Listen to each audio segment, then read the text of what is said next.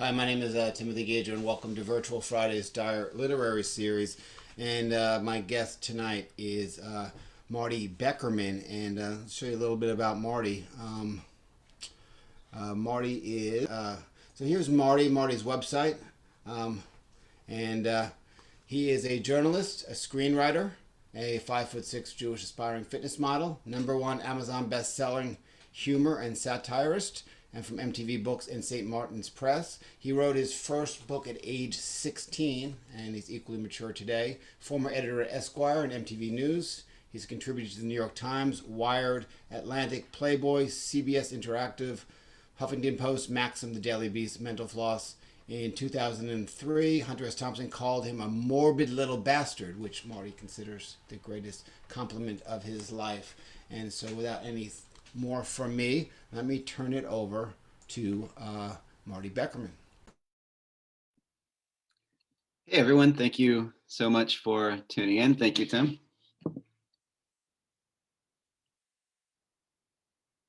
I'm going to be reading from my novella from about 8 years ago. It's called 90s Island. It's about two brothers who, on the eve of their 30th birthday, they're obsessed with everything from the 1990s, way too nostalgic. And on the eve of their 30th birthday, they start a Kickstarter crowdfunding campaign to buy a private island and recreate the 1990s, where only 90s music and pop culture and food and snacks will be allowed. But one of the brothers goes crazy and becomes a dictator who starts like executing people for taking medication invented after 1999 and reading like Harry Potter book 4. So I'm going to read from the first chapter. And here we go, 90s Island. The 1960s were the happiest time of my father's life, and not simply because of the free love and cheap drugs. The decade represented something more to him, an ideal of civic passion, living completely in the moment, throwing off the shackles of a corrupt system and creating some killer music in the process. But when the 1960s ended, Dad couldn't let them go. I don't mean that he just bought Clapton deluxe box sets or paid a fortune to see the Rolling Stones concerts like a normal baby boomer. While his friends entered law school, medical school, and business school, my father continued to drop acid, listen to Satire records, and wear tie-dye, not so flattering on its pot-bellied, middle-aged figure. Mom basically raised us, my twin brother Zach and me, on her own. Dad spent his time camping out in front of the White House to protest Ronald Reagan's policies, which sought to recreate the 1950s. Well, an idealized version of the 1950s, a seductively sanitized version. Get a job, hippie, sneered the briefcase-carrying, Brooks Brothers-clad yuppies who could hardly believe the walking anachronism that was my father. Their conformist predecessors in the 60s told Dad to get a job and a haircut, but he had no hair left anymore. Everybody needs a golden age. All that glitters is old. Our parents' marriage was disintegrating, but at age 5, Zach and I didn't comprehend that. We heard them arguing. Will you stop smoking that crap around the children? Mom said. But we figured they were pretend fighting like the two of us did when we played Ninja Turtles.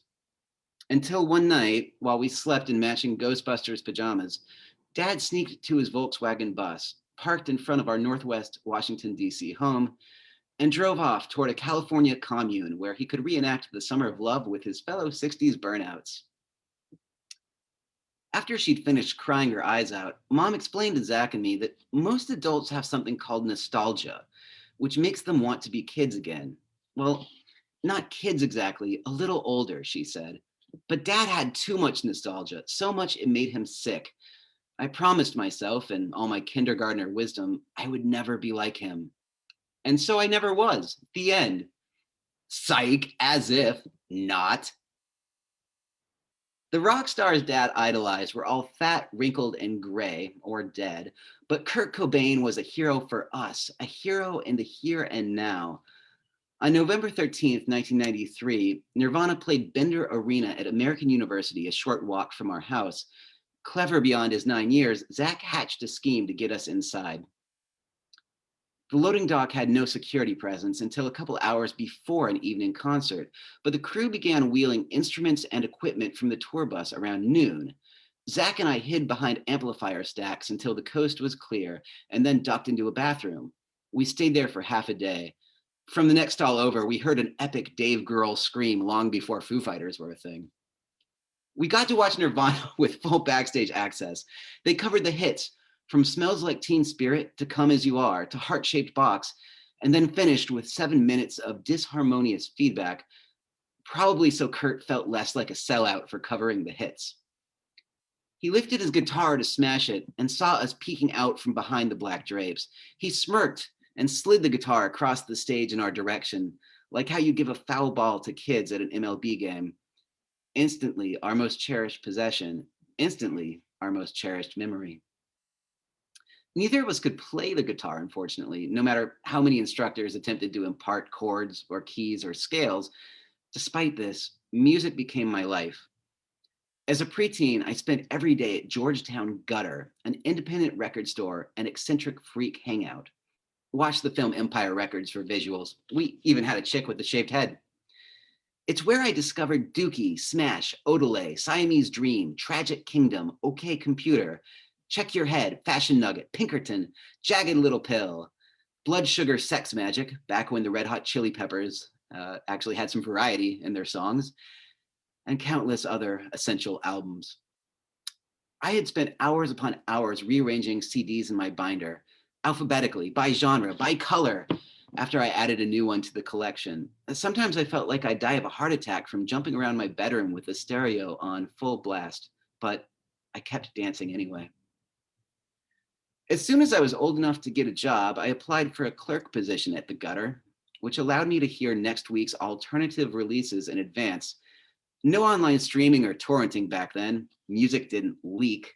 So you had to work at a record store or radio station to hear albums early. I wanted to discover as much new music as possible. Dad only listened to music from washed up dinosaurs who hadn't mattered in 20 years. I embraced the cutting edge. I was nothing like him. Yet. Today, I still work at the same place. I've outlasted everyone else on the Gutter's staff, rising through the ranks to become head and only manager. A solid career trajectory, just in time for record stores to go extinct. With so many customers browsing the racks, we used to exceed fire code capacity at any given moment. Now, a couple folks walk through the door each day, that's it. Usually confused senior citizens looking to replace their rainwater guards. But you're called Georgetown Gutter, they say. No one cares that MP3s typically have an 11th of CD audio quality. No one wants the clutter of liner notes and jewel boxes. Why pay $19.99 like you did in 1999? $20 for a CD. Jesus, nobody will pay 20 cents anymore. Going out of business sale, reads the banner over my head. Everything dies. Now it's our turn. This place defined my adolescence. Now it defines my obsolescence. Happy 30th, the icing on the candle-topped cake reads. Zach and I groan. Make a wish, guys, Melanie, my girlfriend, chirps. No wishing you were still 29. How are we so much older than Kurt lived to be, I sigh. He used to seem like such an adult, Zach says. This is how you want to celebrate, Melanie asks. Really, come on, make your wishes. As Zach and I mutually blow out the candles, I wish that record stores were still vital community hubs. I wish that I still felt optimistic and carefree. I wish that the recession hadn't wiped out my generation's hope of a better tomorrow, just as we were coming into real adulthood. Upward mobility is a silly dream. A mortgage is a ridiculous fairy tale. Young people were unemployed slackers by choice in the 90s. Now it's because we don't have any choice. I wish people still read newspapers, Zach says. Oh, I got laid off today. Oh, I'm so sorry, I say. How could they fire you on your birthday? They didn't know. Zach takes a gulp of his whiskey. We'd both made old fashions. It was only a matter of time anyway. Zach started his journalism career at the high school paper. His investigative article on our vice principal embezzling from the cafeteria budget won him the Excellence in Youth Reporting Award from the Society of Professional Journalists. The local alt weekly gave Zach a regular column, his personal soapbox for exposing society's harsh truths. But in recent years, he discovered a truth too harsh for him to accept. Journalism no longer was a career. Online media conglomerates now paid amateurs and interns next to nothing, or actual nothing, for aggregated and plagiarized sensationalist clickbait, TV episode recaps, photo listicles of kittens, and sponsored content written on advertisers' behalf, unthinkable in a prior age of editorial ethics. For guys like Zach, too pure for his own good, it meant waiting for the axe to fall. Zach and I didn't feel much like celebrating, so we drink ourselves into oblivion and stumble upstairs. It made sense for us to move back home. Somebody had to take care of Mom, and neither of us could afford rent elsewhere. The same old posters, Beavis and Butthead, I Want to Believe, the 1992 Olympic Dream Team, adorn my bedroom walls. Super Nintendo, Sega Genesis, and N64 cartridges cover the floor. GoldenEye 007, Donkey Kong Country, Sonic and Knuckles F-Zero, Tomb Raider, Super Mario World, The Legend of Zelda, A Link to the Past. We'll have to sell Kurt's guitar, I say, slumped on the carpet, drink balanced precariously in my hand. What other choice is there? Is that you talking, Jacob, or your killjoy girlfriend? Zach says. You can't just pawn our childhood. It really was happier in the 90s, right? I spill alcohol on the floor. We're not just romanticizing it because we were kids. It was so much happier, Zach says. Our biggest national crisis was an overabundance of boy bands and posers. Man, did we ever hate people who posed? I concur. It's like even the colors were happier in the 90s. All those old sitcoms, Fresh Prince, News Radio, Third Rock, just have this blissful, insulated goofiness to them. We didn't watch gloomy crap like The Walking Dead. Why is everybody so obsessed with zombies now anyway? Because everybody feels half alive, Zach says. Art reflects the times. I'd give anything for a time machine, I say. Like, if I could go travel back to any era in history, I wouldn't meet Jesus or Shakespeare or Benjamin Franklin. I'd just go back and catch a Sublime concert before Brad Knoll overdosed.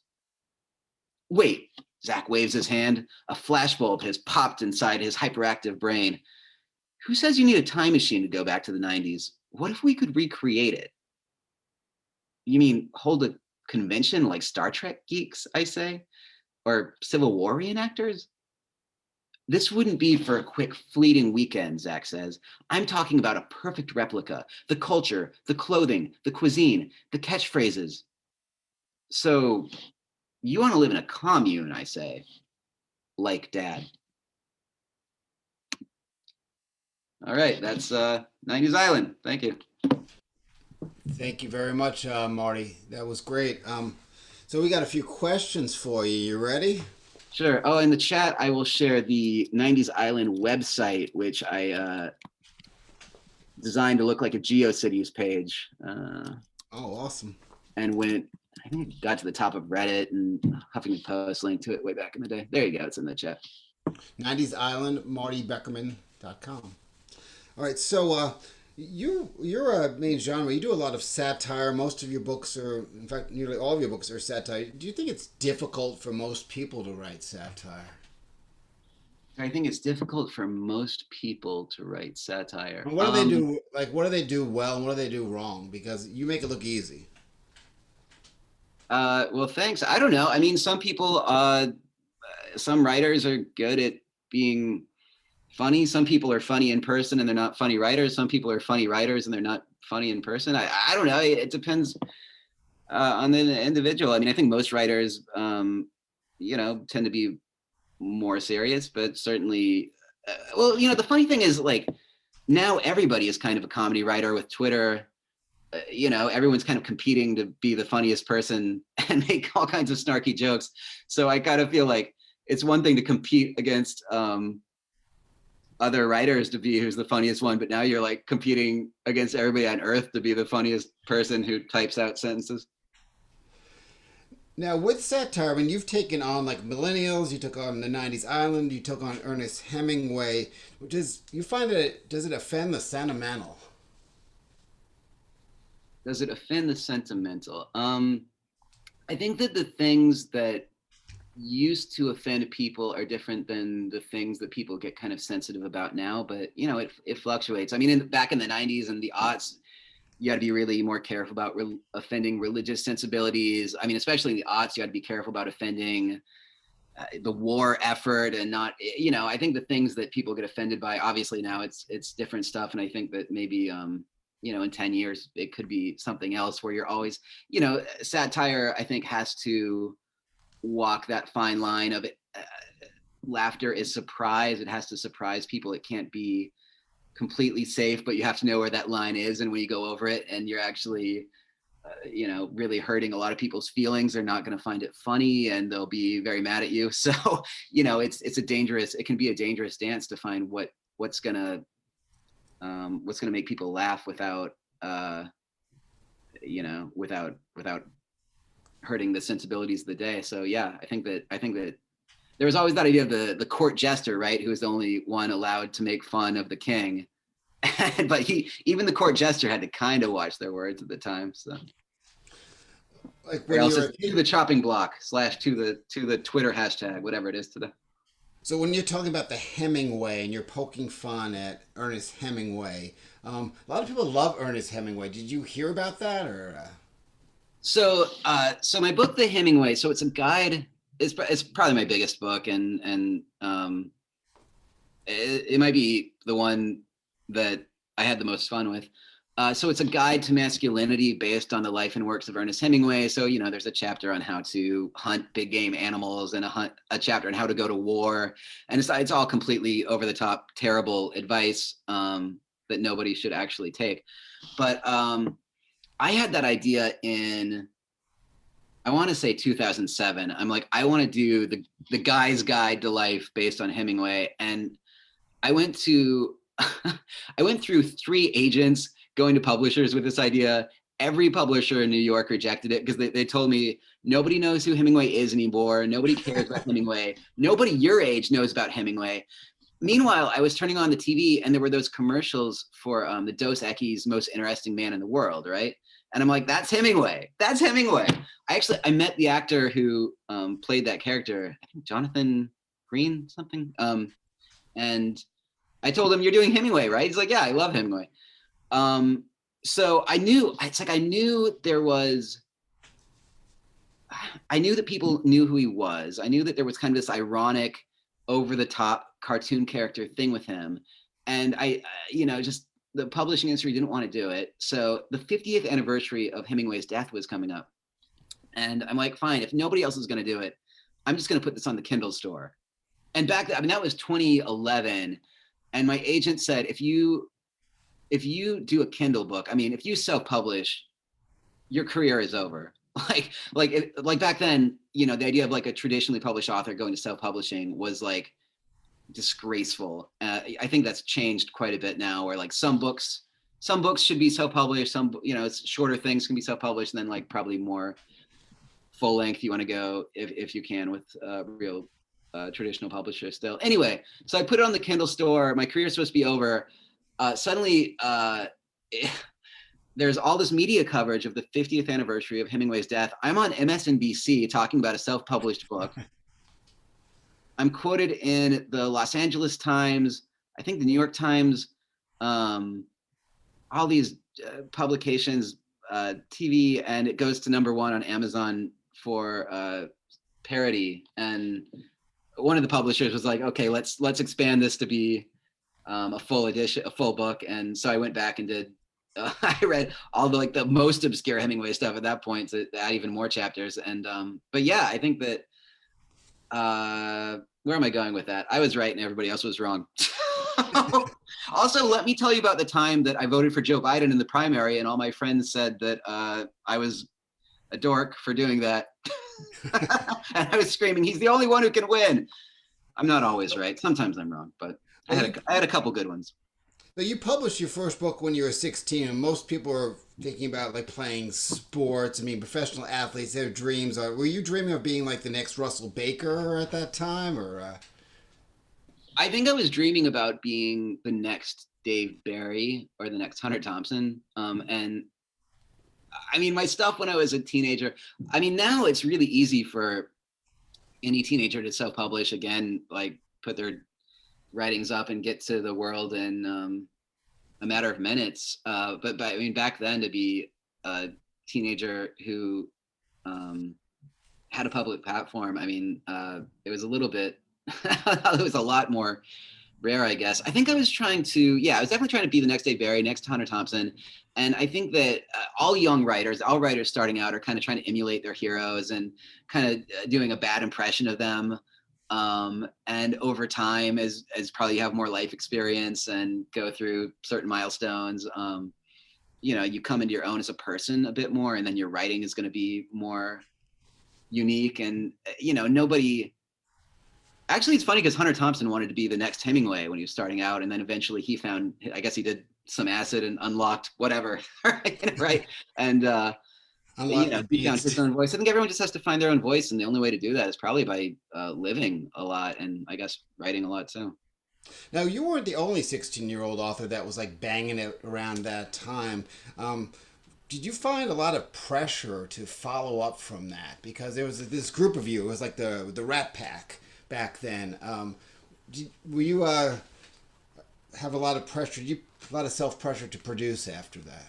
Yeah, I mean, I think I went through a little bit of when I turned 20, I kind of had a little bit of a moment where I'm like, oh, I'm not a teen writer anymore. Like, what's my, that was such my thing. Like, oh, he's a teen writer. And then I'm a 20-something writer. What does that mean? And I had a weird amount of a little bit of an identity crisis over that. I think that I would definitely say there was a bit of a pressure to like figure out what my thing was going to be there going into my 20s, but ultimately I think just finding things I think are funny and things I think are interesting, and I guess you just have to trust yourself. I mean, I think it's like probably most writers will say, there's some years when you're just not feeling it and you feel out of touch with the zeitgeist, and I definitely had, I think the last 4 years I felt like I didn't understand the audience anymore. People were so polarized politically, polarized culturally. It's almost like, how do you write for an audience that just wants to be mad at writers? like how, like, it almost seemed like everybody across, I don't just mean the political spectrum, I just mean the cultural spectrum. I think that, there's all kinds of things happening where everyone's upset and no one's happy with where society is. And it's kind of like, how do you, it's almost like, do you want to lead a mob? Do you want to be a demagogue, or do you want to challenge a mob? Or like, and I don't know. I mean, I think that humor is supposed to bring people together. Laughter is supposed to bring people together. And I think I really struggled with a time when everyone wanted to be mad at each other. Like, how do you bring people together through laughter when it's like families are breaking up over all this stuff and friends are breaking up over all this stuff? I think we're in a moment, I want to believe this is true, and it feels true to me that I think people got exhausted with yelling at each other, and some injustices are being fixed, and that's good. I think that but I think that people reached maximum outrage and are ready to come back together and move forward and be I think people are ready to laugh again. I talked to other screenwriters and comedy people, and I think that the general consensus is like, going into the next couple of years, people, especially coming out of the pandemic when we've all been locked inside, and like, people want to party. It's almost, party time is almost here, right? I'm picturing it as like dogs going around on skateboards and Hawaiian shirts serving pizza. I don't know. That's with sunglasses. I don't know why is that my mental image of what post-quarantine life is going to be. I think people are ready to laugh again. We all had a really bad half a decade, and I hope the fun times are here again. Well, you talked about bringing people together. When you wrote Democracy, D-U-M-B, and that was a while ago when you were poking the fun at the wacky right and the loony left. Did you ever think that we would get to this point that we're at now?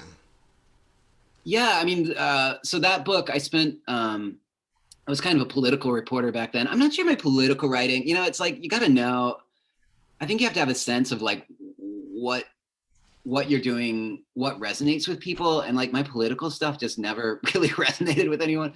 Um, but yeah, I mean, back with that book, I spent 4 or 5 years interviewing a bunch of activists across the political spectrum, from like super, super left to super, super right, and was kind of talking about like some of the ways that they're kind of the same personality type. Yeah, I think that the advent of social media is what led to a ton of the polarization, and some good things came out of social media. I think that also a lot of psychological harm and a lot of people's inability to know what's true anymore. We've this conversation's been had a billion times over the past few years. I think that everybody became very, very, very politically aware the last few years. And as someone who, as I was just saying, my political writing, I mean, Dave Barry was never really political, like kind of Seinfeld. I guess I gravitate with what works for me, maybe more like the wacky stuff. Some of my heroes like George Carlin, Dave Chappelle, Chris Rock are very political people. But I don't really want to write about politics anymore ever again, or talk about politics ever again. And I think that with our the era we're escaping, people were very, very everybody was kind of an activist for a while there, and I'm not sure it made anyone happy. I'm not sure it made a lot of people happier. Here's my take. I'm talking a lot. Here's my take on the internet.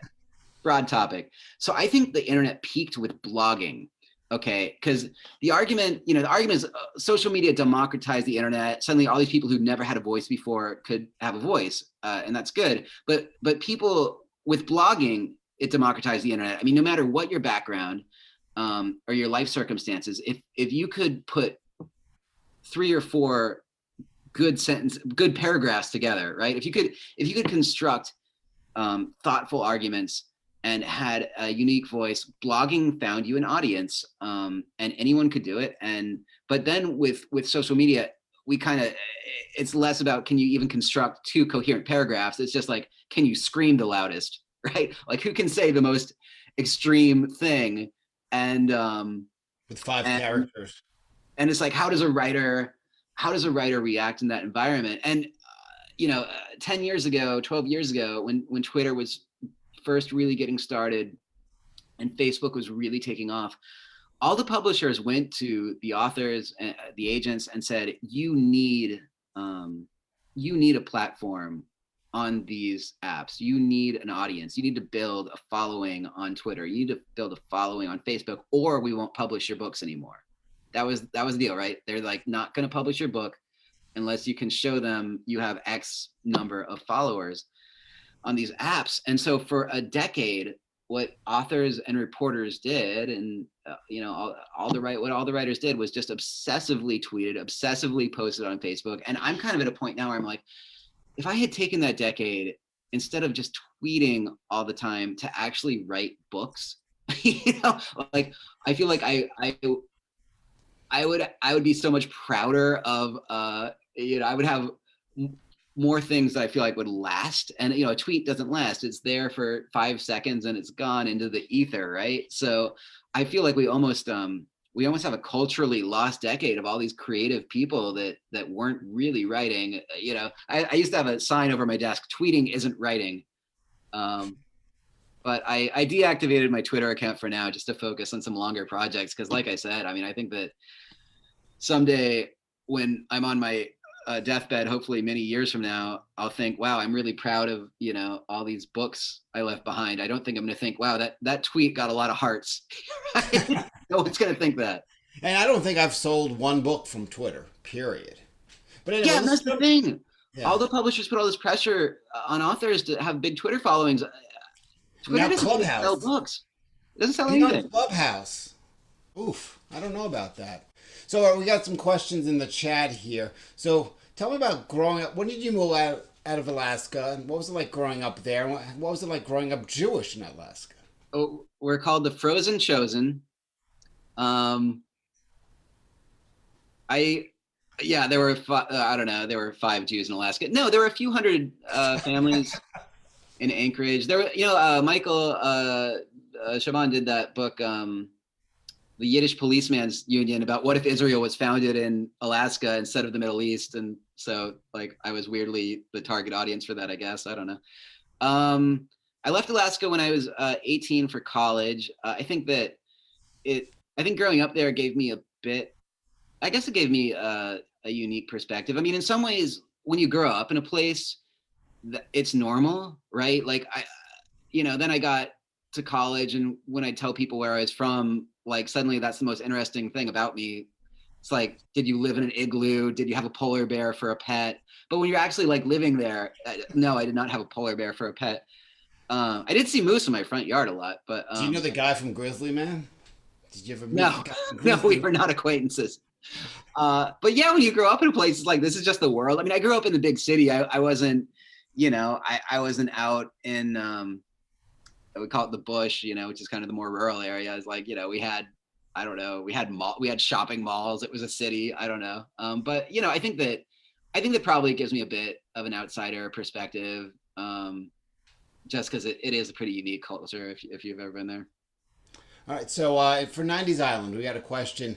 In your book, does Newt Gingrich appear? Does Monica Lewinsky appear? And does Blockbuster Video make cameos? Blockbuster Video does appear. Newt Gingrich does not appear, although Newt Gingrich did hold a copy of one of my books one time because we were on the same, we're doing the same TV show, and he was in the green room, and my then girlfriend, now wife, was in the green room and handed him a copy of my book, and he took a look at it and gave it back to her. That had like a pair of underwear on the front. So, It's a great anyway, question from John Stickney, but it's a political question. So you said a few minutes ago you don't want to talk at all about politics anymore, so we're going to skip it. So we'll go.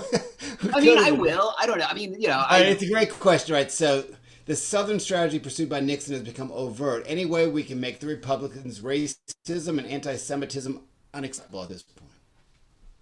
I mean, that's I think that, look, my dad, growing up, my dad was a Republican and my mom was a Democrat. And I think that was a really normal thing at the time. And now it's like, people won't date anyone who disagrees with them. I mean, that's actual studies are like, people more than ever saying they're unwilling to marry someone from the other party, or they'd be unhappy if their sons or daughters married someone from the other party. So I mean, again, being a comedy person wanting to unite people, and like kind of like having a parent from each political party, like I try to see both sides. But I think that the Republicans, I mean, I think that in a lot of ways, and nobody likes both sides anymore because it's like false equivalence. In some ways, I think elements of both sides went crazy this decade, but I think ultimately the Democrats were, they were able to synthesize their rebellion. We were in a time of total rebellion across the board. I think the Democrats were able to synthesize their rebellion with their moderate side, and I think the Republicans completely gave in to their wacko side. And so as far as how do we get them to embrace liberal value, traditionally classical liberal values of acceptance and tolerance and that's, I mean, maybe they just have to lose a few more elections I don't know. It's kind of like the Democrats in the 70s and 80s lost a bunch of elections, and then Bill Clinton kind of came along, is like, okay, we're gonna do the Reagan thing, but our version of it, and then the Democrats won a bunch. And I think we're just maybe in the flip now where the Republicans might have to be like, well, we have to come back. We have to come back to where most people are, because most people, young people used to be split more 50-50. I mean, I think George W. Bush actually won the youth vote. Yeah, Very the whole, close to the youth. yeah, the teens for Reagan, sort of, that was the before they became voters. They jumped in there and they held like Bush. Yeah, I mean, so if 20 years ago, Reagan youth. yeah, if 20 years ago the Republicans could win the youth vote, now that would be inconceivable, because young people are like super, they're Bernie fans and Warren fans. Yeah, I think if the Republicans want to appeal to this generation, you know, they're gonna have to abandon some of the stuff their base loves, which is a real dilemma for them. You know, like I said, I don't want to talk about. Am I good? I don't even know if I'm good at talking about politics. Nobody wants to hear this shit, do they? So all right, so we'll go one last one. Did you ever stop yourself from writing a joke or scene because you thought it would hurt feelings? And where do you draw the line on what humor is acceptable? I mean, I could talk about this for hours. So my really early stuff, you know, comedy back then was Howard Stern and The Man Show. What was the other big stuff back then? I mean, you know what I mean? It was very Chris Rock, Sarah Silverman did a lot of really offensive stuff. You know, I think comedy back then was really about ironically saying the worst thing you can say. Like what, like if I were a terrible, horrible person, what is the worst thing you could say? So I did, you know, it's like everybody did that. And then I think with the internet, we realized, wait, there's actually a lot of horrible people out there. And why would I want to lump myself? Because I think back then we sort of had this idea that and you know, this is a privileged viewpoint or whatever, but I think that we had this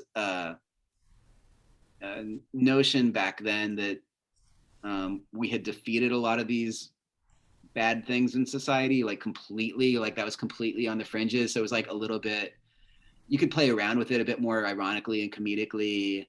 And then, you know, yeah, like I said, with social media, then you realize like how many, there's literal Nazis, you know, and all this stuff. With And the it's like, voice. well, you don't want to accidentally entertain that. Like you don't want to, I mean, it's a tricky thing because you want to make people laugh, but you don't want to, you know, you got to be careful about who you're appealing to, right? Because you don't want to get sucked down that vortex. I think, I mean, honestly, and this is, you know, this is clearly a very contentious topic and has been for a few years, but I think we went a little too far in the other direction where suddenly like Michael Che on Saturday Night Live has to like, you know, every time he does a monologue for Weekend Update, there's like a bunch of articles on Huffington Post, like, can you believe the joke he said? You know, it's like so much of the news now is like, can you believe what this comedian said? Like, and I think we maybe went too far in that direction. Chappelle has talked about this. I think we went a little too far in that direction. I think comedy will probably get a little edgier again in the next few years, but the joke can't just be like, you know, gay people, ha ha, you know, like it was before. I mean, things have changed, but I do think, you know, I do think that. Well, it also used to be too. Like if you didn't like Lenny Bruce or George Carlin, you wouldn't like buy his record. You wouldn't listen to him. You'd be like, oh, I like Bob Hope. He's on TV. I'll watch him. It just seems like the stuff is just in your face now. Yeah, I mean, I think we kind of had, there was sort of a moment where like Lisa Lampanelli and I think Chelsea Handler and you know, a lot of these comedy figures were like really earnestly and stridently apologizing for their old material and so sorry for the harm I've done. And okay, but I mean, there were so many of those that I just wonder now, you know, I think most people are good. I think that we're coming out of a moment when we were assuming that most people are bad, but you know, I think that's a really unhealthy way of viewing the world, to be like, you know, that, you know, like most people are pieces of shit and I'm one of the good ones. That's a really self-righteous way of going about your life. I think that most people are good. I think that hateful people are on the fringes. And I think that most people understand when comedy is coming from a place of joy, you know, and a place of irony, and they can tell when it comes from a place of pettiness and malevolence, you know, and actually part of that is probably